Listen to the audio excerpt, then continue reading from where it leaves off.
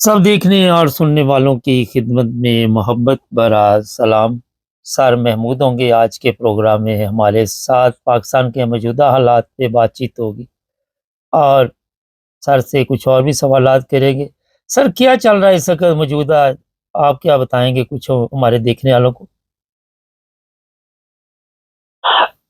देखें, पाकिस्तान के अंदर जंग के बाद के जो असरात हैं वो अब सामने आने शुरू हो गए हैं। वजीर आजम साहब ने कहा जी कि मैं स्विमिंग पूल में था तो मुझे बताया है आके टेलीफोन आया, टेलीफोन किसी के पास था और उसने आगे मुझे बताया कि जी हमने हमला कर दिया और तहस नहस कर दी। मतलब ये है कि उन्होंने सब जो है वो चीफ ऑफ आर्मी स्टाफ पे डाल दी है और कहा उन्होंने करके जंग इन्होंने लड़ी है। दूसरी साइड पे आप देख रहे हैं तर्जुमानों को तो वो कहते हैं जी प्लानिंग सारी नवाज शरीफ ने की थी। और उसके बाद और अब इंटरनेशनल मीडिया तस्दीक कर रहा है कि जो मरीद के में हमला हुआ, सराज उस पे हुआ, सर्जिकल कैंप पे हुआ, मेमुना जोया कैंप पे हुआ, मुजफ्फराबाद में हुआ, भावलपुर में हुआ, जहाँ पे मसूद अजहर की पूरी फैमिली मारी गई है, पूरी नस्ल बल्कि कहने।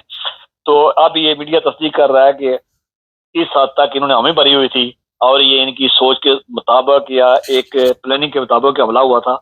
ये सवाल उठने शुरू हो गए हैं तीन चार तरह के कि आपने हमले की इजाजत खुद दी है, खुद उसके बाद आपने जाके उनको जो है स्टेट फेडरल दिया है, आईजी आपका हाई ऑप्स जो आपके आर्मी के थे वो जनाजों में खड़े रहे वहां पे।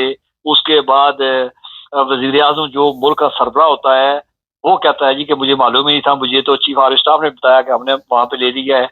आपको याद होगा कि बरतानिया के एक वजीर आजम ने चंद साल की बात, बोरिस जॉनसन नाम था उनका शायद जी, कि वो आपको याद होगा कोरोना के दौरान उन्होंने एक पार्क पार्टी की थी और उस पे उनसे माफी मंगवाई थी कौम ने कि भाई तुमने जब कोरोना को सीरियस नहीं लिया है। तो यहाँ तो एक मुद्दा मुल्क में जंग लगी है, वो कहता स्विमिंग पूल में था और मुझे वहां के बताया जा रहा है और मैं रात स्विमिंग पूल में गुजारता हूँ। ये हालत थी और अब मार का हक और बातिल की बनाई जा रही है, जश्न मनाया जा रहा है।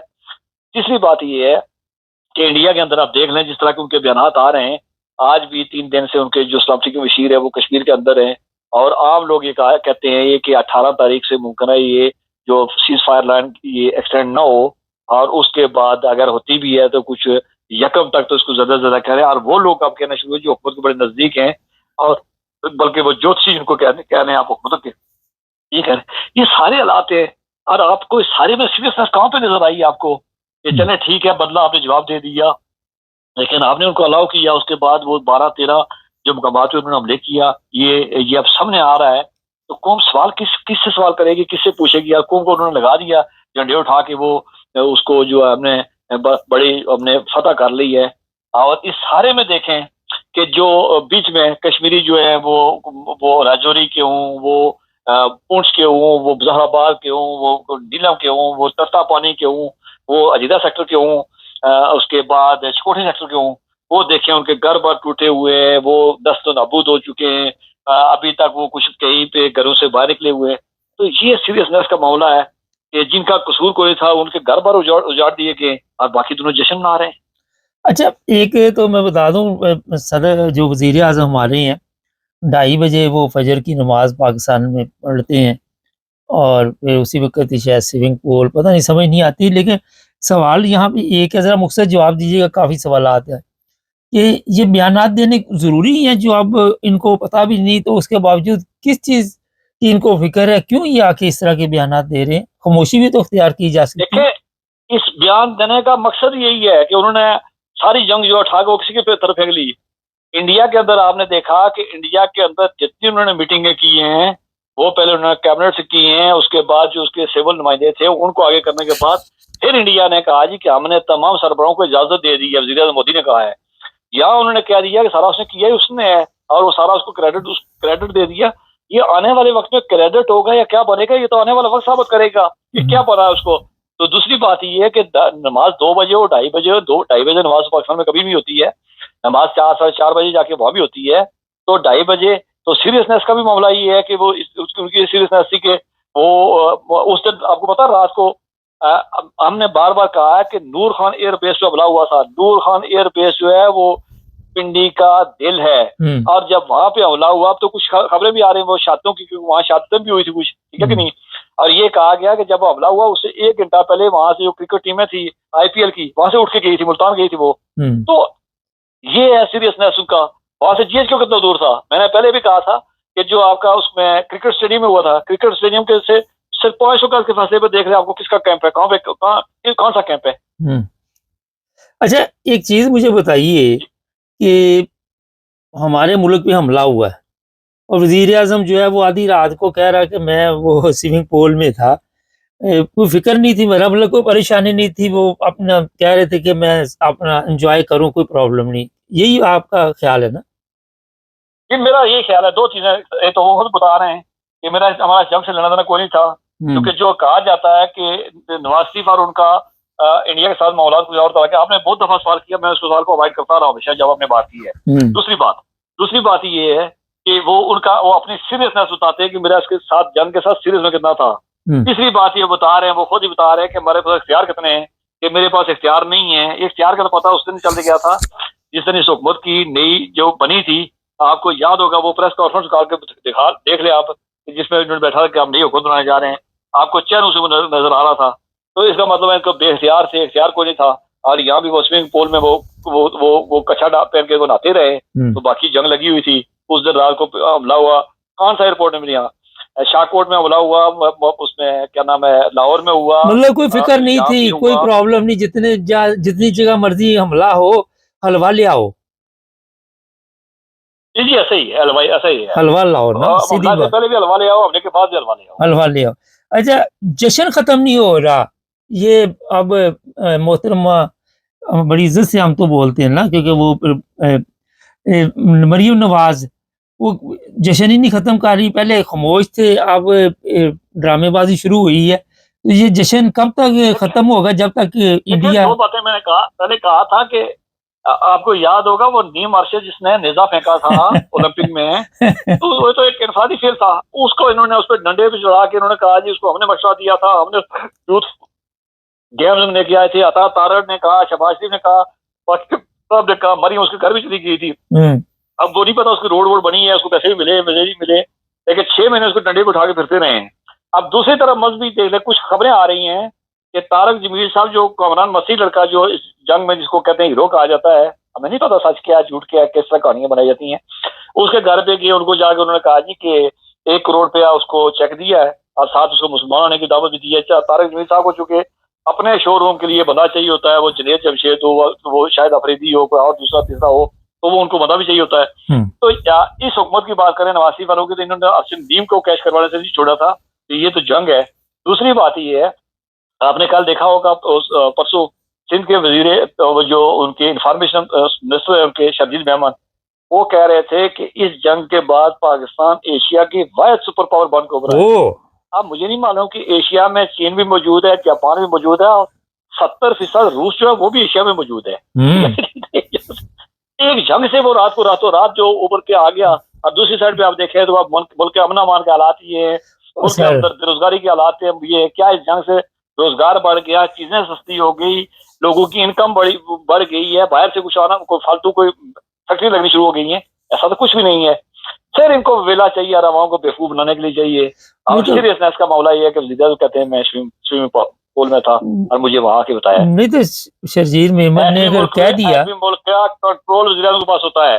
ہاں جی، اگر وہ میمن نے کہہ دیا تو ہماری عوام تو مان ہی جاتی ہے نا. اگر نواز شریف جہاز بنا سکتا ہے، اور آپ کو پتا ہے جس طرح کی مرضی کہانیاں سناؤ ان بچوں کو، ان کے مائنڈ، ان کے برین واش ہو رہے ہیں، اور کتابوں میں جو اصلی چیزیں تھیں انہیں غائب کیا جا رہا ہے.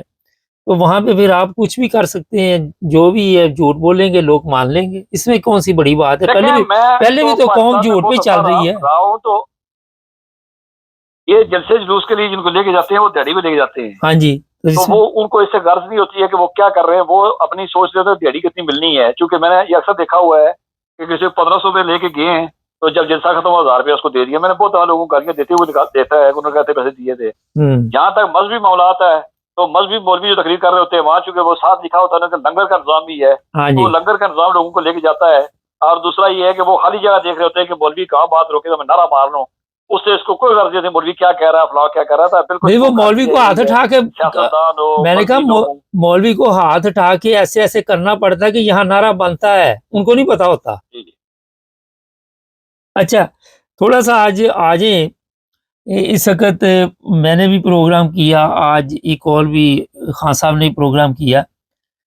یہ احمدیوں کے معاملات ابھی تک درست نہیں ہو رہے, وہاں پہ قتل کیے جا رہے ہیں لوگ, اور بڑے قیمتی لوگ ہیں. یہ نہیں کہ ان کا احمدیوں کو فائدہ ہے, پورے ملک کو فائدہ ہے, عام آدمی کو فائدہ ہے, تمام مذہب کے لوگوں کو فائدہ ہے. تو کیا وجہ ہے اس کی؟ دیکھیں یہی دن تھے, یہ آج سے 50 سال پہلے جب بھٹو صاحب نے کہا تھا میں نے 90 سالہ معاملہ حل کر دیا, تو کیا کوئی احمدی, کوئی باشعور آدمی, کوئی ذی شعور آدمی, کوئی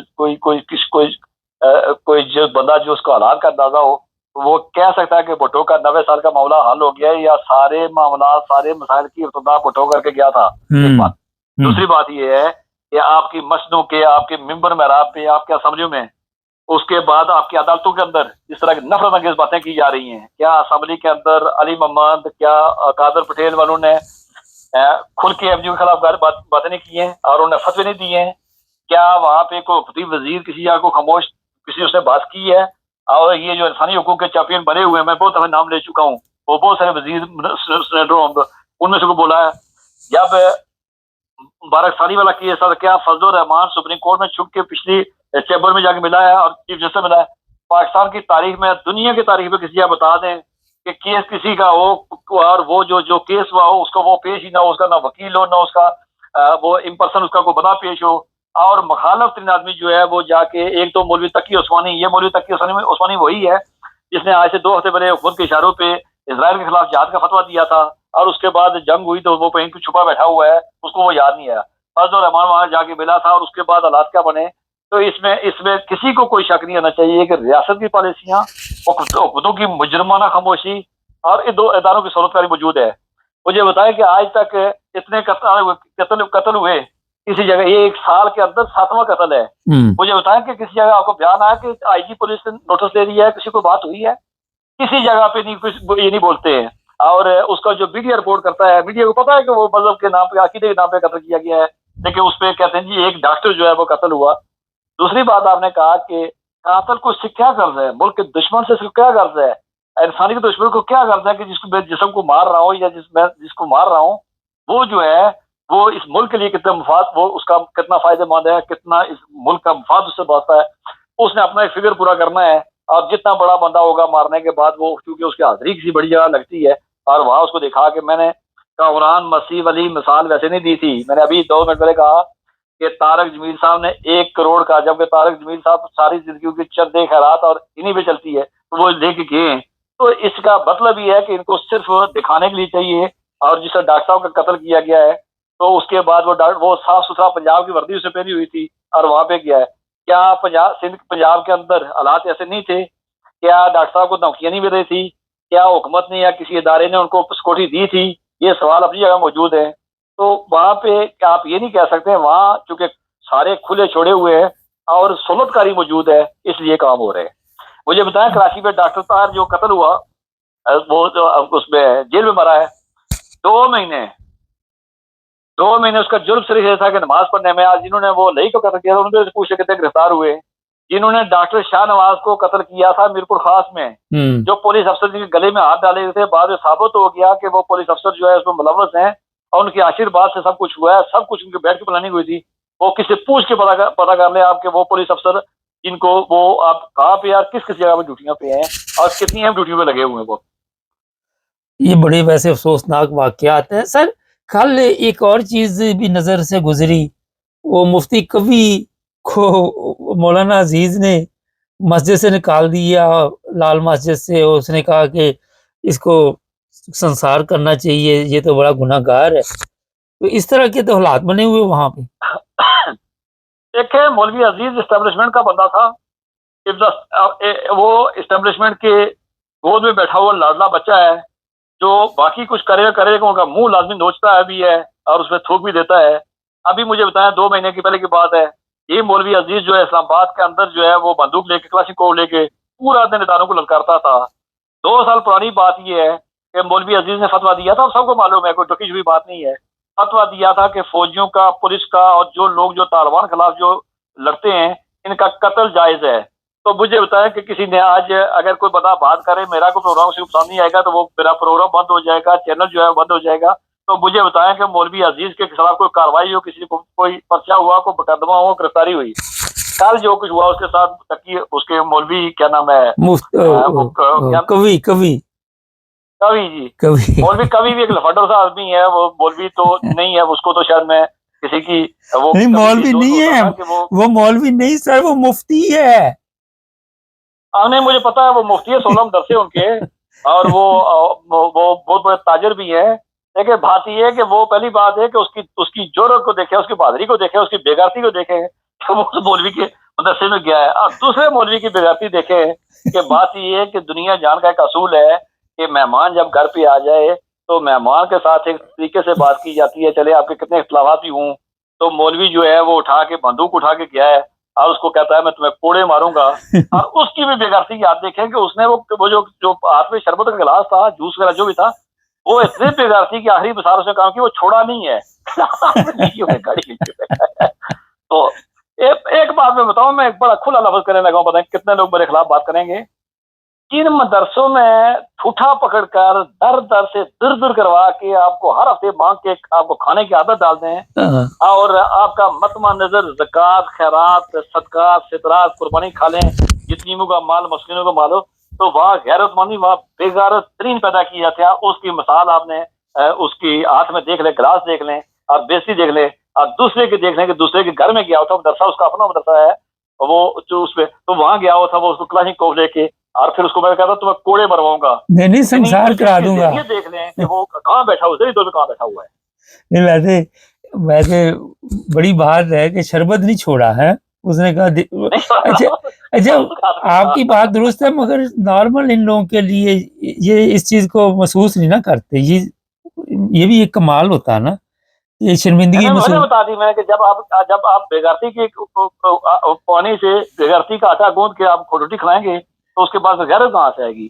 جب آپ شام کو ٹھوٹا پکڑ کے لوگوں کے گھر میں جاتے ہیں تو ختم ہو جاتی ہے غیرت. یہ ایک بہت عام سی مثال ہے کہ وہ اس کے سامنے کلاشن کو کھڑا ہوا, گلاس سے چھوڑا, گلاس اٹھا کے جی ہاں کرتے کرتے گاڑی میں جا کے بیٹھ گیا. بہت شکریہ سر آپ کا, بہت تھینک یو. نہیں کامنٹس کے بارے میں تھوڑا سا بتا دوں, کسی کو یہ اعتراض ہے کہ میں نے جناب اپنے سٹاف سے وہ تصویر لگوا دی ہے مریم نواز کی, آئی جی پنجاب کی. دیکھیں ہر چیز پہ اعتراضات نہیں کرتے, ہمارے یہ پروگرام ہوتے ہیں اور اس پر ہماری ٹیم جو بھی کام کر رہی ہوتی ہے, جتنی ان میں سمجھ ہے, عقل ہے, اس کے مطابق کر رہی ہوتی ہے. آپ میں اگر زیادہ سمجھ ہے, آپ میں زیادہ عقل ہے, تو اپنا چینل بنائیں.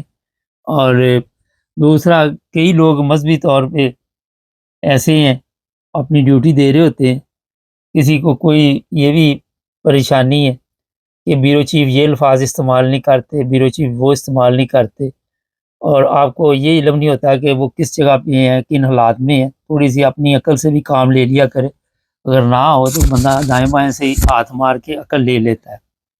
حکمت عملی بھی بڑی چیز ہوتی ہے, اتنے جذباتی نہیں بنتے. ہر چیز جو ہوتی ہے وہ سمجھ کے ساتھ ہوتی ہے, ہر چیز پہ اعتراضات نہیں کرتے. جو بھی ہمارے بیورو چیف الفاظ استعمال کرتے ہیں وہاں کے ماحول کے, وہاں کے حالات کے مطابق. باقی جو میں کہنا چاہ رہا ہوں وہ سمجھ گیا ہوگا وہ بندہ جس کو تکلیف ہو رہی ہے نا, اس کو میں نے نمبر بھی بھیجا تھا کہ مجھے میسج کرو, تو میسج نہیں اس نے کیا. تو آئندہ ایسے الفاظ نہ لکھیں, آپ کی بڑی مہربانی. چینل کو سبسکرائب کریں, جڑے رہیں ہمارے ساتھ تاکہ اور بھی پروگرام دیکھتے رہیں. سب دیکھنے اور سننے والوں کی خدمت میں محبت بھرا سلام. پاکستان کے جو موجودہ حالات ہے یہ عرصہ دراز سے اسی طرح چل رہے ہیں. آئے دن کسی نہ کسی احمدی کو وہاں پہ قتل کیا جاتا ہے, اور یہ جو کل کا واقعہ ہے جو سرگودا میں پیش آیا, ایک ڈاکٹر کا قتل کیا گیا, نہایت ہی افسوسناک تھا. اس پر ہم نے کل بریکنگ نیوز بھی دی تھی, اور اس پر میں نے سوچا کیوں نہ ایک پروگرام کیا جائے اور لوگوں کو بتایا جائے. ویسے تو اس قوم کی حالت خراب ہو چکی ہے اتنی کہ ان میں عقل, شعور یا ایسی کوئی چیز ابھی نظر نہیں آ رہی دور دور تک۔ یہ جو ڈاکٹر صاحب ہے ان کے بارے میں لوگ بتا رہے کہ بہت اچھے انسان تھے اور لوگوں کی خدمت کر رہے تھے۔ اس قوم کی یہ بدقسمتی ہے کہ جو بھی ان کی خدمت سچے دل سے کرتا ہے یہ اسی کے دشمن بن جاتے ہیں۔ یہاں سے آپ اندازہ لگائے کہ کتنی بدقسمت قوم ہے یہ۔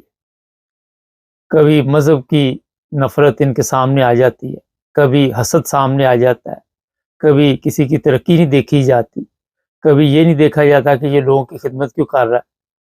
ان کے نزدیک جو کوئی لوگوں کے لیے تکلیف کا باعث بنے اس کے آگے پیچھے یہ رہتے ہیں، اس کے نعرے بھی لگاتے ہیں، اس کے لیے یہ اپنا وقت ہی برباد کر دیتے ہیں۔ آپ دیکھ لیں بڑے سے بڑے سیاستدان جو اپنے آپ کو سمجھتے ہیں کہ ہم بڑے کنگ ہیں، طریقہ واردات ان کا یہی ہے کہ اس قوم کو انہوں نے پیچھے لگایا ہوا ہے۔ ان کے سامنے یہ آپ کبھی دیکھیں تو کرسی پہ نہیں بیٹھ سکتے، ان کے پاؤں میں بیٹھتے ہیں۔ تو یہ جو پاؤں میں بیٹھنے والے لوگ ہیں ان کا آپ پھر دماغ چیک کر لیں کہ کتنی عقل اور کتنا شعور ان میں ہوگا۔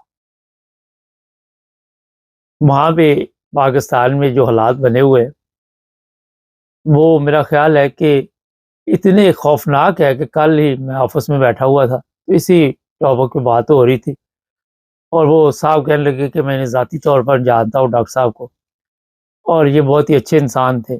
اسی پہ جب یہ بات ہوئی کہ پاکستان میں کیوں ایسا ہوتا ہے تو انہوں نے یہی بتایا کہ یہ قوم جو ہے حد سے گزر چکی ہے اور ان میں اتنی سمجھ بوجھ نہیں رہی۔ لوگوں نے جو ان کو گائیڈ کیا ہے، علماء نے میرا مطلب، وہ ایسے خوفناک طریقے کے ساتھ ان کی ذہنی پرورش کر رہے ہیں جس کا آپ رزلٹ آئے دن دیکھتے ہیں۔ یہ تیسرا قتل ہے میرا خیال ہے اور ہر جمعے کو ہو رہا ہے۔ پہلے کراچی میں واقعہ پیش آیا، پھر ایک اور آپ کو پتہ ہی ہے، اور پھر یہ تیسرا۔ میں اپنے دیکھنے والوں کو صرف یہ پوچھنا چاہتا ہوں، بڑے لوگ ہوتے ہیں جو اختلاف ہمارے چینل سے رکھتے ہیں جب ہم حق اور سچ کی بات کرتے ہیں، لیکن ایک سوال ہے یہاں پہ کہ کس مذہب نے آپ کو اجازت دی کہ کسی کو قتل کرے؟ جو اسلام ہے اس نے تو کہا کہ ایک انسان کا قتل پوری انسانیت کا قتل، وہاں نہ تو کسی مذہب کا ذکر آیا نہ کسی فرقے کا ذکر آیا۔ لیکن ہمارے کیونکہ علماء نے اپنی دکانداری چمکانے کے لیے، اپنی جو بلے بلے کروانے کے لیے لوگوں کو ایسے گمراہ کیا کہ ان کے نزدیک قتل بھی کوئی ایسی بڑی بات نہیں ہے، جس کو دل چاہتے ہیں وہ قتل کر دیتے۔ یہ جو کراچی میں بھی قتل ہوا تھا وہ بھی بڑا خوفناک تھا۔ ان کی بھی ویڈیو ڈاکٹر صاحب کی آپ سوشل میڈیا پہ دیکھ رہے اور بڑی تکلیف دہ ویڈیو ہے۔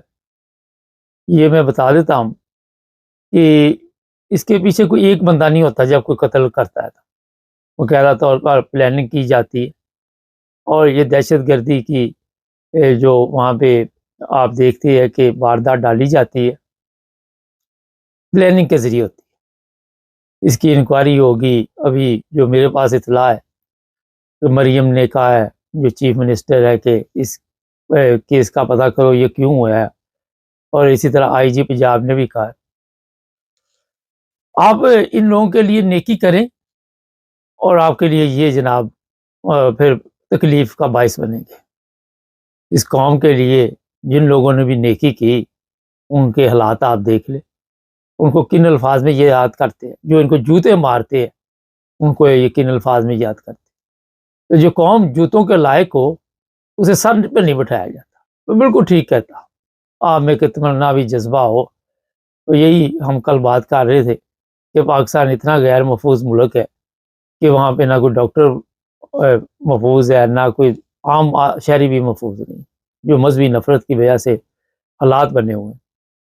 یہ جو لوگ بھی یہاں پہ یورپ میں امریکہ کینیڈا چلے جاتے ہیں، کم از کم ان کی زندگی تو محفوظ ہے نا، جان ہے تو جہان ہے۔ دوسری بات یہ ہے کہ جو بھی اس طرح کے ڈاکٹر ہوں اور جو بھی آپ دیکھتے ہیں ایسے اسپیشلسٹ ہوں، انہیں چاہیے کہ کوئی اپنے سیکیورٹی کے بھی بندوبست کرے، جو بھی انہیں ملنے آئے کم از کم ان کی تلاشی لی جائے، اور ایسا مستقل بندوبست ہونا چاہیے، زیادہ سیکیورٹی ہونی چاہیے وہاں پہ اب آپ کہیں گے جناب ڈاکٹر کے پاس جانے کے لیے بھی سیکیورٹی ہے، پر ڈاکٹر کی اگر جان محفوظ ہے تو وہ آپ کا علاج کرے گا نا، یہ بھی تو ایک سوال ہے۔ اگر اس کی جان ہی نہیں محفوظ تو پھر وہ کیا کرے گا؟ یہ کرسچن ہے، وہ بھی میں دیکھ رہا تھا کل بھی، ایک دو کیس ایسے آئے، قتل کر کے کسی کو نہر میں پھینک دیا، کسی کو کہیں کچھ، کسی کو کچھ، سب مذہبی نفرت ہے، یہ سب مذہبی نفرت کا نتیجہ ہے۔ اور کوئی جگہ بھی آپ دیکھیں گے پاکستان کی، وہاں پہ اس طرح کے حالات ہے جو میں بتا رہا ہوں وہ خوفناک ہوتے جا رہے ہیں دن بدن۔ لوگوں کے نئی نسل ہے اس کے دلوں میں ڈالا جا رہا ہے کہ یہ سب سے بڑا ثواب ہے، تقریریں کی جاتی ہیں نفرت میز۔ ابھی مریم کو یہ تو نظر آ گیا، لیکن جب فتوے جاری کیے جاتے اس وقت مریم کو کیوں نہیں نظر آیا؟ اس وقت ان لوگوں کو کیوں نہیں پکڑتے یہ لوگ؟ اب تو آئی جی کو نظر آ گیا، اب تو سب کو ان کو نظر آ جائے گا۔ لیکن ایک قیمتی جان دنیا سے چلی گئی، اور انہی کے فائدے کے لیے وہ جان تھی، مگر جس طرح میں نے آپ کو کہا کہ ان لوگوں کا آپ فائدہ نہیں کر سکتے۔ تو یہ چیزیں جو ہم کافی دیر سے اس طرح توجہ دلا رہے ہیں، کوئی اس پر غور نہیں کرتا، کوئی اس پر فکر نہیں کرتا۔ ایسی اپنی جھوٹی سیاسی جنگ میں اس وقت یہ اس دلدل میں پھنسے ہوئے ہیں کہ اس سے باہر نہیں نکل سکتے۔ روزانہ آئے دن یہ لوگ جھوٹی کہانیاں سناتے ہیں، ان کا مذاق بنتا ہے سوشل میڈیا پہ، مگر جب شرم اتر جاتی ہے تو پھر کوئی فرق نہیں پڑتا کہ کوئی کیا کہتا ہے، ایک سے ایک بڑا جھوٹ بولیں گے۔ جس قوم میں جھوٹ کی اتنی عادت پڑ چکی ہے کہ وہ اپنے جو نئی نسل ہے اسے بھی جھوٹ سکھانے پہ مجبور ہوں، اپنے اسکولوں کالجوں میں ہر جگہ پہ جھوٹ، تو وہاں ایک سچا اور اچھا انسان کیسے زندگی گزار سکتا ہے؟ سادہ سا سوال ہے۔ جب آپ کی پرورش ایسے ماحول میں ہوئی ہو کہ آپ کے اسکول کے زمانے سے ہی ایسی مذہبی نفرت کی تعلیم دی جائے، جہاں ختم نبوت کے نام پہ، کبھی عاشق رسول کے نام پہ چورن بیچا جائے، اور لوگوں کے لیے وہاں جو اچھے شہری ہیں، جو اس طرح کے ڈاکٹر ہیں، ان کے لیے زندہ رہنا کتنا مشکل ہو جاتا ہے۔ کیا اس قوم کو پتہ ہے کہ ڈاکٹر کیسے بنتا ہے؟ جائیں جا کے عام بندے سے پوچھ لے، ان کو عام کیا خاص سے بھی پوچھ لے تو ان کو نہیں پتا ہوگا۔ میں آپ کو چیلنج دیتا ہوں، اپنے سیاستدانوں سے بھی پوچھنے جا، کیونکہ ان کی سوچ ہی نہیں وہاں تک۔ یہ وہ لوگ ہیں پاکستانی، آپ نے دیکھا کوئی بھی بندہ وہاں پہ اچھا آ جائے اس کے لیے یہ مصیبت بن جاتی۔ یہاں تک احمدیوں کی بات ہے، آپ دیکھتے ہیں کہ مختلف ممالک میں جو افریقہ کی ہے وہاں بھی خدمت کر رہے ہیں، وہاں پہ بھی اسکول، یہ ہاسپٹل، پانی کا بندوبست لگے ہوئے رات دن۔ اور میں نے کئی دفعہ دیکھا کہ یہ بھی پاکستان میں علماء کو تکلیف ہے، ان کو یہ بھی پرابلم ہے، ان کو یہ بھی مسئلہ ہے کہ یہ دوسرے ممالک میں خدمت کیوں کرتے۔ میں نے آپ کو بتایا ہے کہ یہ لوگوں کو تکلیف میں دیکھ کے بڑے خوش ہوتے ہیں، اور یہ صرف تکلیف کے لیے آئے ہوئے ہیں دنیا، کسی کی آسانی کے لیے، کسی کے سکون کے لیے، کسی کے سکھ چین کے لیے یہ لوگ دنیا میں نہیں آئے۔ جتنی عزت ڈاکٹر صاحب کی اس وقت آپ دیکھیں سوشل میڈیا پہ لوگ ان کے حق میں آواز اٹھا رہے، اور ان کو ظاہر ہے جو جانتے ہیں، میرے ساتھ جن صاحب نے آج پروگرام کرنا تھا وہ بھی ذاتی طور پر جانتے تھے، مگر کسی مصروفیت کی وجہ سے آج نہیں وہ ملے۔ کوشش کریں گے ان کے ساتھ بھی کوئی پروگرام رکھیں۔ لیکن جب میں نے ان کے بارے میں پتہ کیا تو ایک بڑی اچھی فیملی سے تعلق رکھتے تھے، اور لوگوں کی خدمت کرنے والے تھے، انسانیت سے محبت کرنے والے تھے۔ کئی جگہ پہ ایسی سامنے چیزیں آئی ہیں کہ مفت علاج بھی کر دیتے تھے اگر پیسے نہیں تھے۔ ہمارے وہاں پہ جو ڈاکٹر دوسرے ہوتے ہیں، میں تھوڑا سا آپ کو بتا دوں، وہ تو کسی کی مجبوری کا فائدہ اٹھاتے ہیں۔ آپ نے دیکھا مختلف جگہ پہ، ابھی یہ مریم نے کہا کہ جو ہاسپٹلوں میں کام کرتے ہیں وہ اپنے پرائیویٹ کلینک نہیں بنا سکتے۔ طریقہ واردہ یہ ہوتا ہے کہ آپ ہاسپٹل آئے تھے، انہوں کہیں گے ہمارے پرائیویٹ کلینک آئے، وہاں آپ کو چیک کریں، مگر یہ ایسے ڈاکٹر صاحب نہیں تھے جس طرح میں نے آپ کو بتایا۔ یہ دیانتداری کے ساتھ انسانیت کی خدمت میں لگے ہوئے تھے، اور یہ جو ڈاکٹر اپنا یہ سمجھتے کہ یہ بزنس کے طور پہ ہم خدمت کر رہے ہیں، وہ کوئی خدمت نہیں انسانیت۔ آپ کو وہاں پہ پاکستان میں مختلف ہاسپٹل میں چلے جائے، کہیں بھی چلے جائے، اچھے لوگ بھی ہیں، میں یہ نہیں کہتا، مگر کم ملیں گے. مجھے یاد ہے، میں واقعہ تو کئی دفعہ سنا چکا ہوں، لیکن نئے آنے والوں کے لیے 96 میں میں پاکستان گیا، اپنے میرے والد صاحب کی وفات ادھر جرمنی میں ہوئی تھی. تو وہاں پہنچے تو ہمارے ایک چچا، اب تو وہ بھی اس دنیا میں نہیں، تو وہ ایئرپورٹ پہ آئے لاہور، تو ان کی طبیعت خراب ہو گئی، ہارٹ کا مسئلہ ہو گیا، کمزور دل تھے. تو ان کو ہم لے کے ہاسپٹل گئے. تو وہاں میں نے ڈاکٹر نے مجھے کہا جناب یہ ایک ٹیکہ لے کے آئیں. وہ ہم ابھی میں پہلی دفعہ گیا تھا کافی عرصے بعد پاکستان. خیر میڈیکل اسٹور پہ پہنچا تو میں نے اس وقت شاید یہ 5000 روپے کا تھا، 96 کی شاید بات. وہ میں لے کے آیا تو وہ نرس کہنے لگی سرنجیں نہیں لے کے آئے. میں کہا اچھا جی. تو کہتی 10 سرنجیں لے آئیں، ایک ٹیکہ لگانا 10 سرنجیں لے آئیں. ابھی میں وہاں سے جانے ہی لگا تو وہ کہنے لگے جی یہ کسی اور کو بھیجے، آپ اس نرس کا خیال رکھیں. یہ جو نرس ہے یہ ابھی جو آپ اس کو یہ ٹیکہ لے آ کے دیا ہے ادھر کا ادھر کر دے گی، اور یہ دوبارہ میڈیکل اسٹور پہ پہنچ جائے گا، اور آپ کے چچا کو پانی کا لگا لوں کہ کوئی بندوبست کر دیں گے. تھوڑی دیر بعد آپ کے والد صاحب کے ساتھ چچا کے ابھی کام ہو جائے گا. یہ میں آپ کو بالکل حقیقت بتا رہا ہوں، یہ میرے ساتھ ہوا. اور پھر میں نے وہی کیا، میں وہاں کھڑا تھا اور میں اس کا دھیان رکھ رہا تھا. اس کو پتہ چل گیا کہ اس کو کسی نے اطلاع دے دی ہے اور یہ میری دکانداری خراب ہو گئی. یہ میں بتا رہا ہوں کہ آپ کے جو مسیح ہے، ڈاکٹر آپ جن کو سمجھتے ہیں، نرسیں سمجھتے ہیں، وہ اس طرح کے کام کرتے ہیں. یہ حالت ہے وہاں. لیکن جو ابھی میں نے ڈاکٹر صاحب شیخ صاحب کی بات کی، ایک مخلص انسان اور بے لوث خدمت کرنے والے ایسے انسان بھی ہیں، مگر بہت کم ملیں گے. آپ کو ڈھونڈنا پڑے گا ایسے کا ڈاکٹر. بتا رہے کہ معدے کے اسپیشلسٹ تھے، اور یہ خبر اس وقت پوری میڈیا میں چل رہی ہے پاکستان میں. تو جناب قاتل پکڑے بھی جائیں، یہ کون سا آخری قتل ہوگا؟ آپ نے دیکھ لیا کہ مذہبی نفرت میں کمی نہیں آ رہی. جب تک پاکستان میں ایسے قوانین موجود ہیں اور جب تک ایسے لوگوں کے اوپر سختی نہیں ہوگی جو فتوے جاری کرتے ہیں، جو آئے دن قتل کی دھمکیاں دیتے ہیں، اس وقت تک پاکستان میں کوئی بھی محفوظ نہیں. چاہے وہ احمدی ہے، چاہے وہ کرسچن ہے، چاہے وہ کسی اور مذہب سے تعلق رکھتا ہے.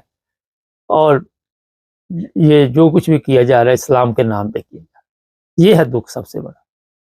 اور اسلام کے نام پہ لوگوں کو گمراہ کر کے اس طرح کی واردات ڈالی جاتی. بہرحال میں آخر پہ یہی کہوں گا، آپ احمدی ہیں، آپ کرسچن ہیں، آپ ہندو ہیں، آپ کسی مذہب سے تعلق رکھتے ہیں، لیکن اپنی سیکیورٹی کا بندوبست باہر ہونا چاہیے. تلاشی لی جائے مریضوں کی. عورت بھی ایک کھڑی ہونی چاہیے، ایک مرد ہونا چاہیے. عورتوں کی عورتیں تلاشی لیں، مردوں کی مرد لیں. اور کبھی بھی ڈاکٹر صاحب جہاں بھی کوئی اس طرح کے ڈاکٹر ہیں بڑے بڑے یا نارمل بھی جو ہیں جن کو یہ خطرہ ہے، وہاں پہ اس طرح کا بندوبست ہونا چاہیے. عام شہری تو یہ نہیں کر سکتا، لیکن جو قیمتی ہمارے یہ سرمایہ اس کی تو حفاظت کرنی پڑے گی. لوگ اسی لیے پاکستان چھوڑ کے آ جاتے ہیں. ان کو پتہ ہے ہم انگلینڈ میں محفوظ ہیں، امریکہ میں محفوظ ہیں، جرمنی میں محفوظ ہیں، آسٹریلیا میں محفوظ ہیں. یہ اسلامی ملک نہیں ہے مگر آپ اپنے آپ کو محفوظ سمجھتے ہیں. صرف اسلامی جمہوریہ پاکستان میں آپ غیر محفوظ. چینل کو سبسکرائب کرے. بڑا دکھ ہوا ہمیں بھی، ان کی فیملی کو اللہ تعالیٰ صبر و ضمیر عطا فرمائے. اور ہم تو دعائی کر سکتے ہیں. جو بھی لوگ ہیں وہاں پہ اپنا خیال رکھے، کسی پہ اعتماد نہ کرے، کسی پہ بھروسہ نہ کرے. جڑے رہے ہمارے ساتھ تاکہ اور بھی پروگرام دیکھیں. سب دیکھنے اور سننے والوں کی خدمت میں محبت بھرا سلام. عرفان احمد خان صاحب ہمارے ساتھ ہیں جرمنی سے.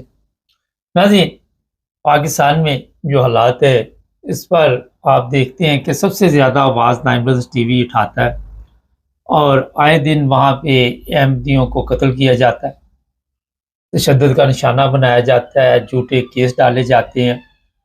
کل مجھے کامنٹس میں کسی نے لکھا کہ ہمارے جو کرسچن ہیں وہ بھی محفوظ نہیں ہیں، وہاں ان کا بھی قتل عام ہوتا ہے. خان صاحب سے پوچھیں گے کہ خان صاحب یہ جو بھٹو نے، ضیاء نے جو کام کیا تھا اس کا جو رزلٹ نکل رہا ہے، اب قوم کس طرف جا رہی؟ کیوں خان صاحب کہاں چلی گئی ہماری قوم؟ نہ ان کو تمیز، نہ تہذیب. ان کو پتہ بھی نہیں چلتا ڈاکٹر ہے کوئی، ان کو پتہ بھی نہیں چلتا کہ کون انسان آگے سامنے ہے. کہاں پہنچ گئے ہم؟ دیکھیں جو مذہبی قوانین عام سیاسی زندگی کے اندر یا عام لائف کے اندر مذہبی قانون کا عمل دخل بڑھایا گیا ہے، اس کا یہ نتیجہ ہے کہ ابھی تک ان باتوں سے ان جو کچھ نتائج ہمیں موصول ہو رہے ہیں اس کے اوپر نہ تو حکمرانوں کی آنکھیں کھل رہی ہیں، نہ سیاستدانوں کی آنکھیں کھل رہی ہیں، نہ ہی جو صاحب اقتدار لوگ ہیں جن کے ہاتھ میں پاکستان کا اقتدار ہے ان کی اس سے آنکھیں کھل رہی ہیں. اس سے دن بدن معاشرے کے اندر نفرت بڑھ رہی ہے، ایک دوسرے کے خلاف اس حد تک بڑھ گئے ہیں کہ جان کی ویلیو کوئی نہیں رہی. جب تک کسی کو مار نہ لیں، جب تک کسی کو قتل نہ کر لیں، ان کو ٹھنڈ نہیں پڑتی. جو واقعہ ہوا تھا سری لنکن کے ساتھ، جس طرح اس کو لاش کو آگ لگائی گئی، پھر جو واقعہ ہوا مشائل خان کے ساتھ پشاور یونیورسٹی کے اندر، یہ سارے ان کو آنکھیں کھل جانی چاہیے تھی کہ بھئی ہمارا معاشرہ کس طرف جا رہا ہے اور ہمارے قوانین اس کی کیا مدد کر رہے ہیں ایسے لوگوں کی. لیکن کوئی ایک مثال آپ کے پاس ایسی موجود نہیں ہے جس میں آپ یہ کہہ سکیں کہ ہاں عوام کے ہجوم نے کہہ لیں، انتہا پسندوں نے کہہ لیں، شدت پسندوں نے کہہ لیں کہ انہوں نے یہ قدم اٹھایا اور حکومت نے اس کے آگے یہ رکاوٹ کھڑی کی یا اس اقدام کو غلط قرار دینے کے لیے حکومت سامنے آئی. کسی ایک میں کوئی بھی ایک مثال ایسی نہیں ہے. جب آپ کے سامنے یہاں تک ان کی ہمت بن گئی ہے کہ راہ چلتے موٹر سائیکل والے کو، بزرگ کو روک کے اس کی تلاشی لی جا رہی ہے، اس سے بیگ کھلوایا جا رہا ہے، اس کے کاغذات چیک کیے جا رہے ہیں. تم کوئی ریاست ہو، تم کوئی پولیس ہو، تم کوئی سرکاری ادارہ ہو جو تم اس قسم کے رکھتے کر رہے ہو؟ عام طور پہ تو عام سرکاری ادارے بھی یا پولیس بھی ایسے نہیں کرتی. آپ وقت کو انہیں کسی ملزم کی تلاش نہ ہو، انہیں کو خاص ریڈ نہ کرنا ہو. ان تمام ایسے معاملات کے اوپر حکومت بھی خاموش رہی ہے، عوام بھی خاموش رہی ہے. ہاں اگر عوام کی طرف سے ایسا ایک پریشر ڈیولپ ہو یا ہو جاتا، اس کے بعد پھر حکومت بھی مجبور ہوتی کہ بھئی اب تو حکومت ان دہشت گردوں سے، انتہا پسندوں سے، یہ مذہب فروش جو علماء بن گئے ہوئے ہیں، طبقہ پیدا ہو گیا پاکستان کے اندر، ان سے ڈر گئے ہوئے ہیں. یہ ایک جتھا اکٹھا کر کے وہاں چلے جاتے ہیں، موقع پہ پہنچ جاتے ہیں اور دھمکانا شروع کر دیتے ہیں کہ ہم یہ کر کے رہیں گے. اس کے آگے پولیس بے بس ہو کر بیٹھ جاتی ہے اور رستے ڈھونڈنا شروع کر دیتی ہے. جب آپ رستے تلاش کرنا شروع کر دیں گے تو بیچ کا راستہ نکل آئے تو وہاں پر اس قسم کے حالات مزید خراب ہوتے چلے جاتے ہیں. پولیس کا کام رستے تلاش کرنا نہیں، پولیس کا کام ہے قانون پر عمل کروائے، اس کے لیے جو بھی سامنے ہے اس کے خلاف ایکشن لے. لیکن بدقسمتی سے ایسا پاکستان میں نہیں ہو رہا، اسی لیے یہ حالات بگڑتے چلے جا رہے ہیں. اب یہاں تک حالات پہنچ گئے ہوئے ہیں جس کی مثال آپ کے سامنے روز کوئی نہ کوئی واقعہ جو ہے وہ سامنے آ جاتا ہے. خان صاحب ایک چیز بتائیے کہ آپ کہہ رہے کہ حکومت اس پر توجہ دیتی، لیکن جب بنیاد ہی غلط ہے ایک عمارت کی، جس طرح ایسے قوانین بنائے گئے ہیں اور پھر ان قوانین کا سہارا لے کے لوگوں کو بلیک میل کیا جاتا ہے، لوگوں کو غلط تعلیم دی جاتی، تو بنیاد ٹھیک ہوگی تو سسٹم ٹھیک ہوگا نا؟ دیکھیں بنیاد کو کمزور تو کیا جا سکتا ہے کہ نہیں، اس کے لیے ایک ماحول تو بنانا پڑتا ہے کہ نہیں.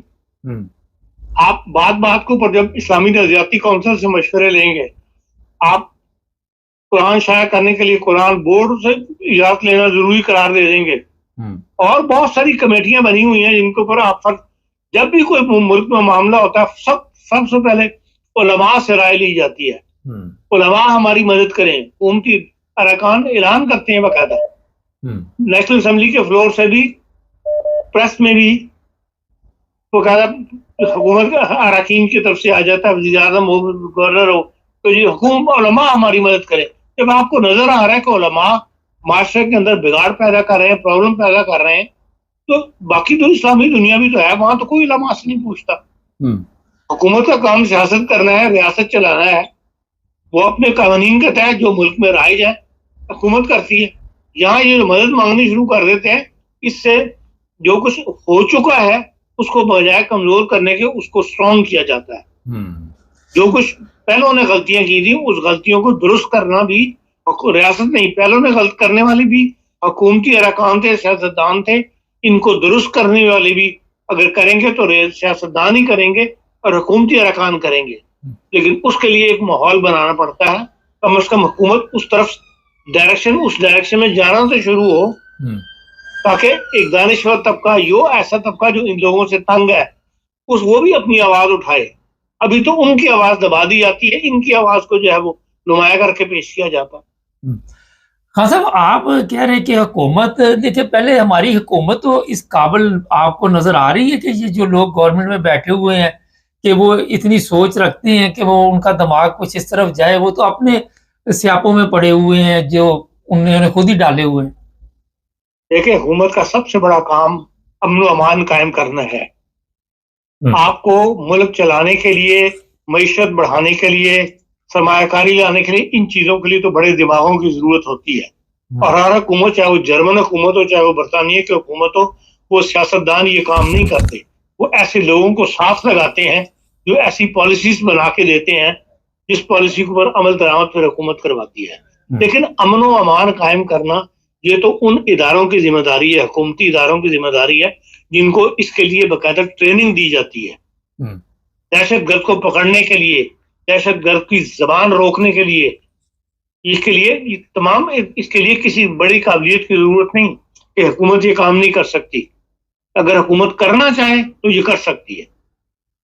اچھا، کامرس، آج میں نے ایک پروگرام کیا تھا ڈاکٹر صاحب کے بارے میں، لوگ بڑے اچھے کامرس لکھ رہے ہیں. ایک صاحب نے لکھا کہ میری 2 دفعہ ان سے ملاقات ہوئی، بہت اچھے انسان تھے. سب نے کچھ نہ کچھ جو جانتے تھے وہ لکھ رہے ہیں. خاصا یہ بتائیے کہ ایک اچھے انسان کے لیے پاکستان میں رہنا کتنا مشکل ہے؟ اگر تو آپ وہاں پہ کوئی چور ہے یا کوئی ڈاکو ہے، اسے تو ہیرو ہم ماننا شروع کر دیتے کہ یہ بہت بڑا ہیرو ہے. لیکن اگر کوئی وہاں خدمت کر رہا ہے انسانیت کی تو اسے ہم پھر اس کے ساتھ یہ سلوک کرتے ہیں. دیکھیں یہی عوام تو ایسا سلوک نہیں کرتے. یہ تو جو ایسے لوگ جو انتہا پسند ہیں، جو مذہبی مخالفت کے اندر اس حد تک چلے گئے ہوئے ہیں کہ انہیں کہتے ہیں کہ جو ہمارے نظریے کو نہیں مانتا اس کو زندہ رہنے کا حق نہیں ہے. اور اس میں جو چنیدہ لوگ ہوتے ہیں سوسائٹی کے، اس سوسائٹی کے کجا کا نظر اس کے کہ اس سے پورا معاشرہ فائدہ اٹھا رہا ہو. یہ اندھے لوگ، عقل کے اندھے لوگ جو ہیں، یہ ان افراد کو ختم کرنے کے درپائے پڑے ہوئے ہیں. وہ دوسری سوسائٹیز بھی جو ہے ان میں بھی اکا دکا واقعات ایسے ہوتے رہتے ہیں. خصوصاً کل کے واقعہ جس کا آپ ذکر کر رہے ہیں، ان کے ساتھ ایک لگاتار مسلسل چل رہا ہے کب سے کہ ان کے ڈاکٹرز وغیرہ جو ہیں وہ کراچی میں بھی، لاہور میں بھی، فیصل آباد میں بھی، مختلف جگہوں پر ان کو اس طرح نشانہ بنایا گیا ہے، ہلاک کر دیا گیا ہے، شہید کر دیا گیا ہے. لیکن یہ ہے کہ دوسرے معاشرے میں ایسے لوگ موجود ہیں، جن کے سوسائٹیز موجود ہیں جن کے ساتھ یہ سلوک کیا گیا ہے، ہزارہ میں کیا گیا ہے. عام طور پہ جو کمزور سوسائٹیز ہیں ان کے اوپر ہی ایسا روپ جو ہے یہ آپ کے علماء یا مذہبی طبقہ کے لوگ جو ہیں وہ دکھا رہے ہیں. لیکن یہ ہے کہ بھئی اس کے لیے حکومت کو، عوام کو اٹھنا چاہیے اور اس کی طرف اس ایسے اقدامات اٹھانے چاہیے جس سے یہ ان لوگوں کی زور ٹوٹے، یا ان لوگوں کا جو ہے جو طاقت پکڑ رہے ہیں اس طاقت کے اوپر وار کیا جا سکے. ہاں صاحب، طاقت کے اوپر وار کیا جا سکے. کیس آپ کی نظر سے پچھلے دنوں گزرا ہوگا، ایک احمدی تھے، ان کی موت بھی جیل میں ہوئی، ہاسپٹل لے کے زیادہ دیر نہیں گزری، اور یہ پتہ لگا کہ پولیس والوں نے تشدد بھی کیا. اب تشدد کی مجھے سمجھ نہیں آئی کہ کیا وجہ تھی تشدد کرنے کی. دیکھیں اس کے اندر جو کیس بنا تھا وہ تو بنا تھا عبادت کرنے کے اوپر، دعا پڑھنے کے اوپر. بالکل، اس کے اندر کوئی تشدد کی بات نہیں بنتی. بالکل اگر کیا ہے، جو ایسی رپورٹ میں نے تو نہیں پڑھی، کسی اخبار میں دیکھی، لیکن اگر تشدد کیا ہے تو پاکستان کا ماحول ایسا ہے پولیس کا کہ تشدد کیے بغیر رہتے نہیں ہیں. اگر انہوں نے تشدد کیا ہے تو غلط کیا ہے. اور جو ڈاکٹر صاحب کے اوپر مقدمہ بنا تھا وہ اس کے اندر 24 گھنٹے کے اندر ضمانت ہو جانی چاہیے. اس مغربی دنیا کے اندر جن کو آپ لوگ کافر کہتے ہیں، اگر اس قسم کے نوعیت کے کیسز ہوں، وہاں 24 گھنٹے کے اندر زیادہ ایسے یا تو کیس چلتے نہیں یا ان لوگوں کی ضمانت ہو جاتی ہے، ان کو رہا کر دیا جاتا. کہ بھی وہ مقدمہ چاہے چلتا رہے لیکن ان کو اوپر جیل میں نہیں رکھا جاتا. لیکن تو یہ بھاری بدقسمتی ہے یا مولوی کا پریشر ہے کہ بھئی انہوں نے ایسے افراد جن کو عبادت کرنے پر خلاف پکڑا گیا ہے، عبادت کرنے پر پکڑا گیا ہے، ان کو بھی جو ہے مہینوں جو ہے جیلوں میں رکھا جاتا ہے.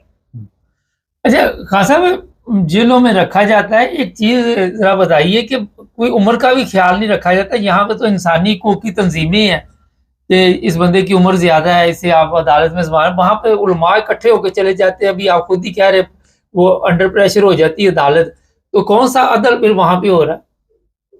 یہ تو سب ساری دنیا کو پتا ہے. عدل کے اندر پاکستان کا نمبر پتہ نہیں 131واں یا کتنا نمبر تھا. عدل بدل پاکستان میں کوئی نہیں ہے. جو روٹین کی کاروائی جسے کہتے ہیں وہ عدالتیں کر رہی ہیں. باقی جہاں پہ حقوق انسانی کے معاملے میں پاکستان کی عدالتیں، پاکستان کے جج انتہائی کمزور فیصلے کرتے ہیں، انتہائی کمزور جسے کہتے ہیں، وہ ان کی طرف سے ایسے اقدامات اٹھائے جاتے ہیں. ایک حالانکہ اس کو گائیڈ لائن دی ہوئی ہے، جو جیلانی جو سپریم کورٹ کے جج تھے، چیف جسٹس تھے، انہوں نے باقاعدہ ایک گائیڈ لائن دی تھی ایسے مقدمات کے لیے، اور تمام جو مذہبی یا اقلیتی یا جو مظلوم طبقات ہیں ان کے لیے، اور اس کے لیے کمیشن بھی بنا تھا. لیکن یہ کہ ان کے بعد آنے والوں میں کسی نے اس پر عمل نہیں کیا. اچھا خان صاحب، ہمارے جو شہری ہیں ان کو پتا ہے کہ ڈاکٹر کس طرح بنتا ہے، کتنی محنت کے ساتھ تیار ہوتا ہے؟ عام پبلک کو آپ کے خیال میں کتنے فیصد لوگوں کو پتا ہوگا؟ عام پبلک کو تو اس چیز سے کوئی کنسرن نہیں ہے، نہ ان کو پتا ہے. یہ انہیں پتا ہے کہ ہاں ڈاکٹر ایک بڑی عزت والی جاب ہے پاکستان کے اندر، ڈاکٹر کی بڑی ویلیو ہے. تو ظاہر ہے کہ مریض وغیرہ دیکھتے ہیں. اس لیے ایک معاشرے کے اندر، ایک سوسائٹی میں ایک بات پھیلی ہوئی ہے کہ انجینئر اور ڈاکٹر یہی دو سب سے بڑے پیشے ہیں. بقول عام لوگ یہی سمجھتے ہیں. لیکن یہ حقیقت ہے کہ ڈاکٹر بننا کوئی اتنا آسان نہیں ہے، اور بڑی اعلیٰ تعلیم حاصل کرنے کے بعد انسان رہتا ہے، اور تعلیم حاصل کرنے کے بعد بہت سا انسان کا ذہن جو ہے وہ کھل جاتا ہے. اور اس لیے دیکھ لیں کہ آپ ڈاکٹر صاحب کے لیے جو کل شہادت ہوئی ہے، بہت سی ڈاکٹروں کی تنظیموں نے یا ڈاکٹروں نے جو ہے وہ خط بھی لکھے ہیں، واٹس ایپ کے اوپر، سوشل میڈیا پر میسیج بھی ڈالے ہیں، اور ہر طرف سے ان کے وفات پر افسوس کا اظہار کیا جا رہا ہے. کیونکہ میں ڈاکٹر صاحب کو بہت بچپن سے جانتا ہوں. جب انہوں نے کے جی اسکول جوائن کیا ہے 49F لاہور میں یہ رہتے تھے، اس وقت سے میرا ان کے گھر آنا جانا ہے. ان کے ساتھ یہاں جرمنی میں بھی وہ 4 سال پہلے میرے مہمان رہ کر گئے ہوئے ہیں. اچھا. اور ساری لائف ان کی میرے سامنے گزری ہے ڈاکٹر صاحب کی. تو کیونکہ ہماری باہر رشتہ داری ہے، تعلق داری ہے ان کے ساتھ. اور اس قدر ہمدرد انسان تھا، اپنے کیا غیر کیا، ہر جو بھی انسان اس سے ملا ہے اس نے اس کی تعریف کی ہے کہ انتہائی ہمدرد پرسن تھا اور غریب کا ہمدرد انسان تھا. دنیا جو اسپیشلسٹ بن جاتے ہیں پاکستان میں ایز اے بزنس، اپنے ڈاکٹری پیشے کو لے کے چل رہے ہیں. یہ غریب کے کوئی فیس نہیں لیتا. اپنے محلے میں کسی سے کبھی کوئی بیمار ہو جائے فٹ پہنچ جاتے تھے، کبھی کسی سے کوئی فیس نہیں لیتی تھی.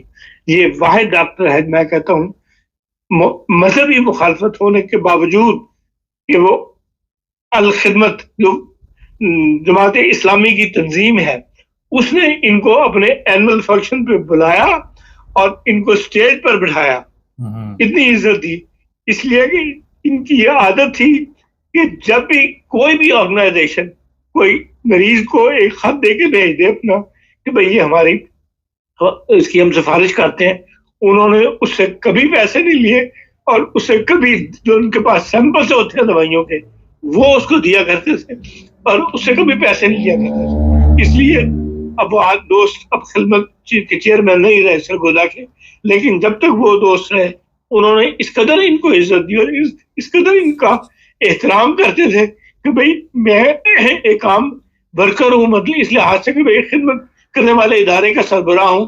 جب بھی میں کسی کے نام پرچی لکھ کے دے دیتا ہوں، ڈاکٹر صاحب اس کا اتنی توجہ کے ساتھ علاج کرتے ہیں کہ میں حیران رہ جاتا ہوں، اور دعائیں دیتا ہے بندہ.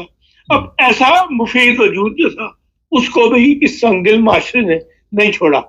ان کا جو قاتل تھا وہ خاکروب کی وردی پہن کے وہاں بیٹھا ہوا تھا اسپتال کے اندر. جب وہ داخل ہوئے تو اس نے ان کے اوپر فائر کیا، اور حالانکہ وہ باہر کا اسپتال تھا اس عیسائی چرچ کا اسپتال ہے جس میں ڈاکٹر صاحب نے 2 کمرے کرائے پہ لیے ہوئے تھے، وہاں اپنا مطلب کھولا ہوا تھا. تو اور سرگودے کے اندر بھی، حالانکہ یہ تو لاہور کی فیملی ہے، ساری عمر لاہور میں رہے. ان کے والد پیکیجز کے اندر جنرل میریج سے پیکیجز کی جو پیپر مل تھی، بابر علی خان بڑی عزت کیا کرتے تھے. اور اس کے باوجود یہ پیچھے پڑ کے جو صادق صاحب ہیں، جو ایم پی اے ہیں مسلم لیگ کے تھے، اب تو نہیں ہے کہ نہیں ہے اس الیکشن میں، لیکن بہرحال وہ ان کو وہاں سے اکھاڑ کے لے کے آئے لاہور سے. مجھے یاد ہے کہ ہر دوسرے دن ان کی گاڑی آئی ہوئی ہوتی تھی. ان کے والد صاحب کو مجبور کرتے تھے کہ اپنے بیٹے کو میرے اسپتال میں، صادق اسپتال میں بھیج دیں، اور خیر وہ ان کے والد صاحب مان گئے جس قدر وہ تلے منتے پہ ڈھائے ہوئے تھے. تو پھر انہوں نے ان کو یہاں صادق اسپتال میں بھیج دیا.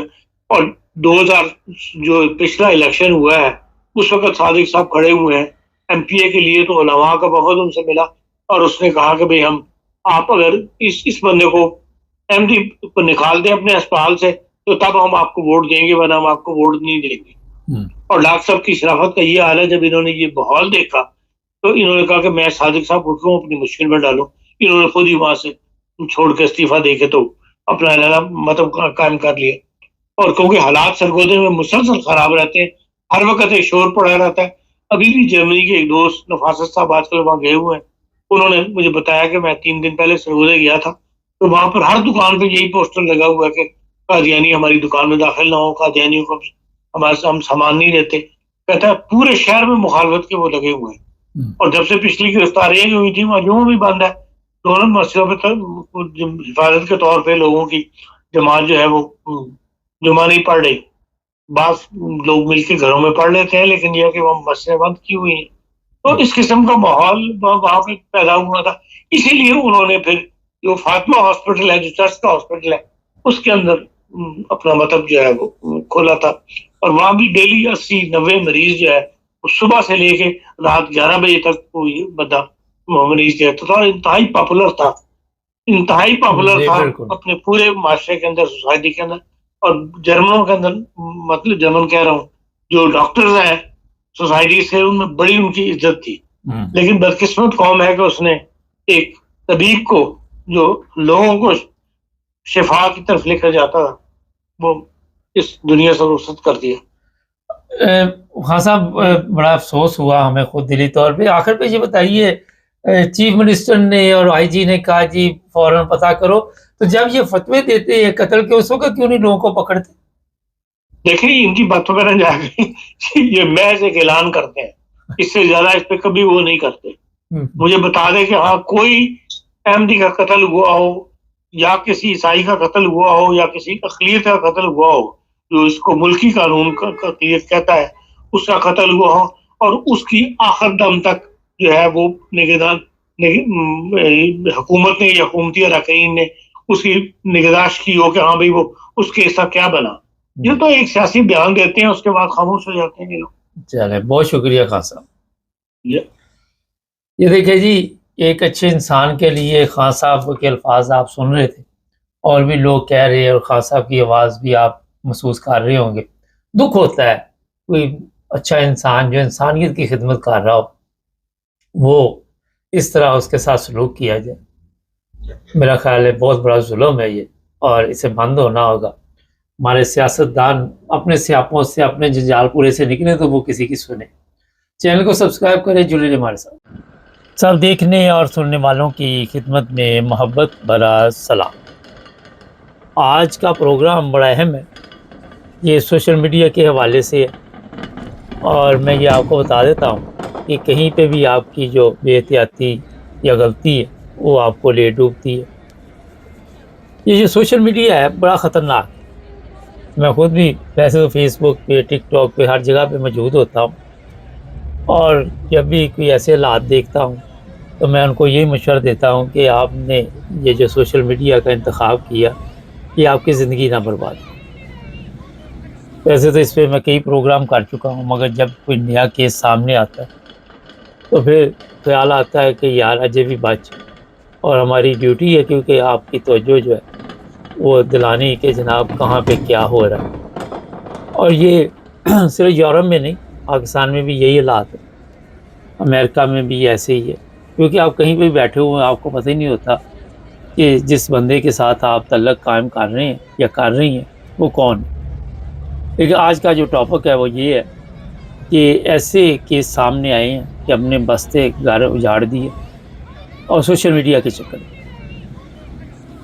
وہاں پہ یہ نہیں دیکھا جاتا کہ کل کو اس کا آپ کو کیا نقصان ہو، اور پھر ایسی گیم ڈالی گئی کہ لوگوں نے میرا خیال ہے کہ آندھا اعتبار کیا، اور جو خاوند اپنی بیوی کا بچوں کا خیال رکھ رہا تھا اس کو چھوڑ دیا عورتوں نے، اور ایسے بندوں کے پیچھے چل پڑی جن کا ان کو پتہ ہی نہیں، جس راستے کا آپ کو پتہ نہ ہو اور آپ پھر اس راستے پہ چلتے نہیں ہیں جو سمجھدار لوگ ہوتے، مگر یہاں پہ بغیر تحقیق کیے اور عشق کا بھوت ایسا سوار ہوتا ہے اور پھر ایسے کیس سامنے آتے ہیں۔ اب میں اچھے طریقے سے سمجھانے کی آپ کو کوشش کروں گا، کیونکہ جیسے ہی ہم پروگرام کرتے ہیں کھلبلی مچ جاتی ہے، لوگ سمجھتے ہیں کہ یہ ہمارے بارے میں پروگرام کرتے ہیں، کیونکہ اپنی حرکتوں کا سب کو پتہ ہوتا ہے، مگر ہم ان کے بارے میں اس لیے کر رہے ہوتے ہیں کہ جو دوسرے لوگ ہیں وہ بچ جائیں۔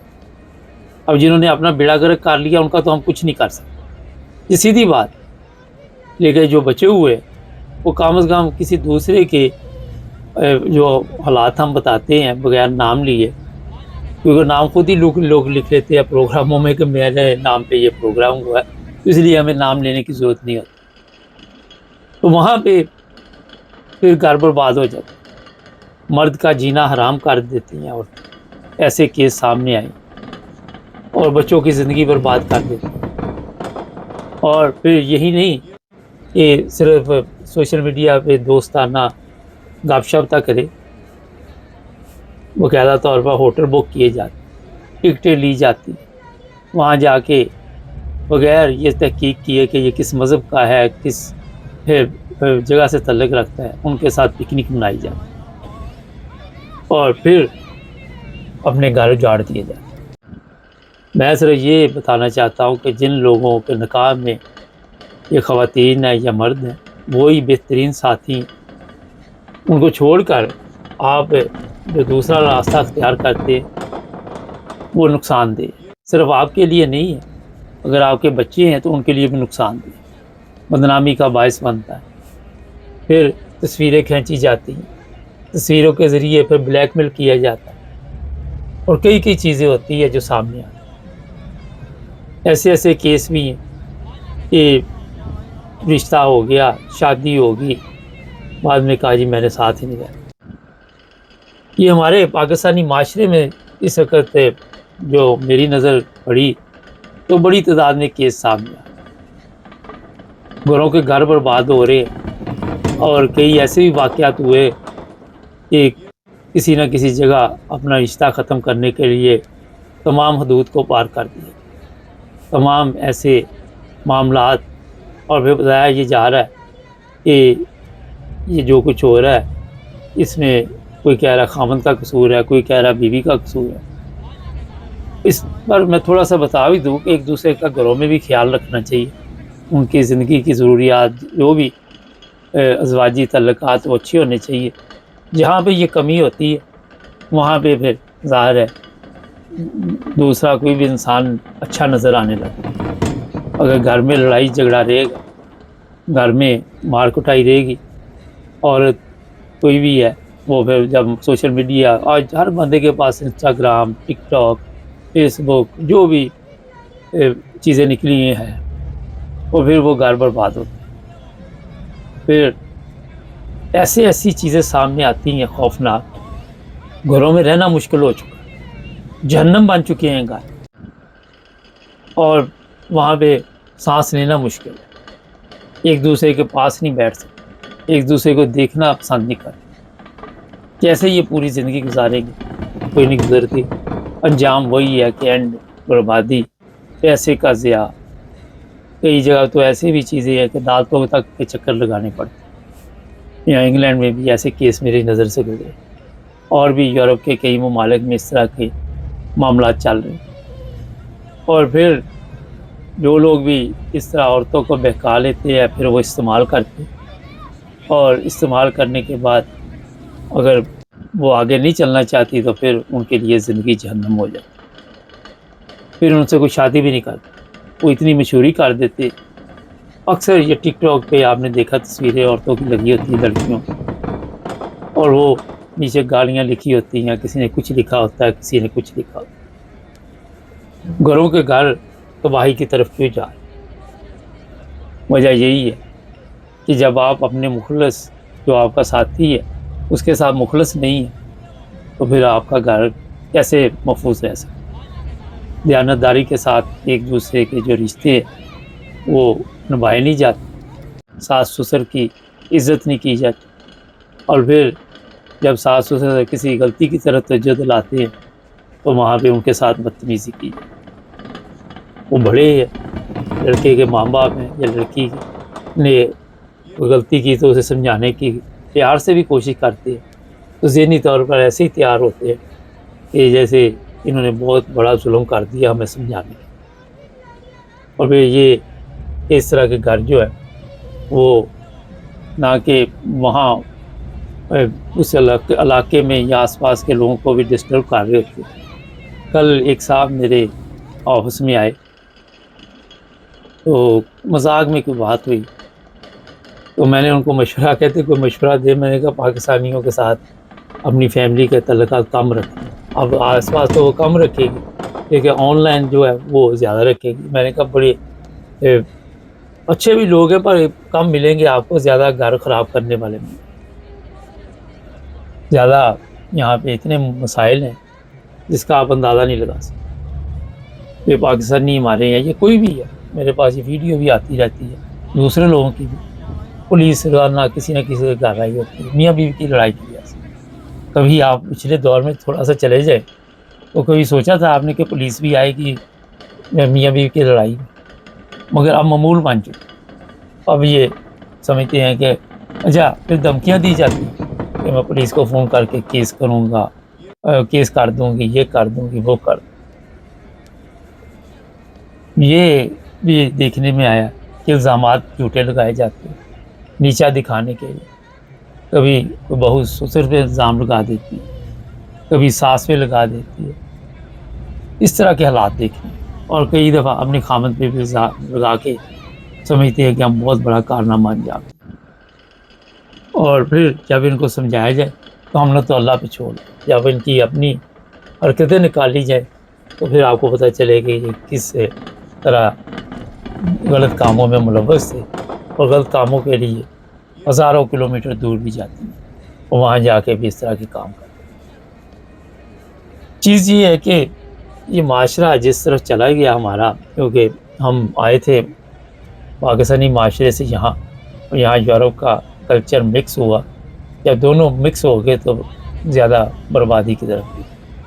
آپ آس پاس کے گھروں میں دیکھ لیں، ارد گرد دیکھ لیں، ایسے ایسے واقعات میں آپ کو بتا نہیں سکتا. طلاق کھلا کے ایسے ایسے کیس کہ کبھی ایسا سنا ہی نہیں تھا. یہ یہاں تک بھی ہمارے علم میں لاکھوں روپے لگا کے شادی کی، اس کے بعد جناب وہ کہا جی میں نے ساتھ ہی نہیں. کل میں پاکستان کا ایک دیکھ رہا تھا، وہ گئے ہے 1 to 5 پہ جی جہیز میں نہیں ملا. کسی پہ کسی جگہ پہ مسائل ہے، کسی پہ کسی جگہ پہ. یہ بائک جو موٹر سائیکل اس نے جنہیں شادی سے انکار کر دیا. بارات گئی ہوئی واپس، ایک جگہ اور دیکھا گیا، بارات گئی، میرے پاس اس کی ویڈیو بھی ہے سب کچھ. وہ رو رہا تھا دلہا، کیا ہوا؟ دھوکہ ہو گیا. وہ تیار تھی، رو کے اتنا خرچہ مرچہ کر کے وہاں پہ پہنچے، آگے دلہن نے کہہ دیا میں نے شادی نہیں کرنی. نکاح سے پہلے اگر وہ کہہ دے پھر بعد لڑائی جھگڑا، اتنا فساد، مار کٹائی، یہ چیزیں سامنے آتی. جو شریف لوگ ہوتے ہیں خاموشی سے واپس آ جائے.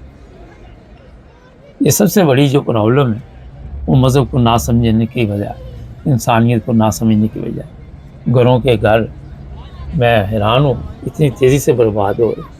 بچوں کا فیوچر برباد ہو رہا، بچوں کی زندگی تباہ ہو جاتی. کبھی ماں کے پاس، کبھی باپ کے پاس، کبھی اسکول میں. وہ جب دیکھتے ہیں بچے کہ ہم کبھی ادھر کبھی ادھر، وہ پر کسی جگہ کبھی نہیں جاتے. آپ تجربہ کرتے تھے वो ज़हनी तौर पे इतने मुतासर होते हैं। और मैं कई दफ़ा कह चुका, जब शादी करें 3-4 साल वेट करें कि जल्दी ना पाएँ कि बच्चा फटाफट आए, और अपनी माँ बाप को भी समझाएं कि इंतज़ार करें। अगर आपकी तबीयत मिलती है, आप बेहतर समझते हैं कि हम ज़िंदगी गुजार सकते हैं, तो फिर इस काम में पड़ें, वरना एहतियात करें। बिल्कुल मैं आपको साफ बता रहा हूँ। बाद में आपने तो अपनी ज़िंदगी जहन्नम बना ली, लेकिन उन बच्चों के लिए भी आप, मेरा ख्याल है, कोई अच्छा पैगाम नहीं ला रहे। तो जनाब ये चीज़ें थी। आखिर में मैं ये कह देता हूँ कि ये किसी के घर की तरफ इशारा नहीं है, एक जनरल प्रोग्राम है। बाकी आपने जिधर को मोड़ना है वो मोड़ लें, उससे हमें कोई फ़र्क नहीं पड़ता। इसलिए मैंने साफ तौर पर बता दिया, ना हमने किसी का इस प्रोग्राम में नाम लिया। मेरा ख्याल है जिस तरह मैंने बताया था कि नाम आप खुद लिख लीजिएगा प्रोग्राम। चैनल को सब्सक्राइब करें, जुड़े रहें हमारे साथ।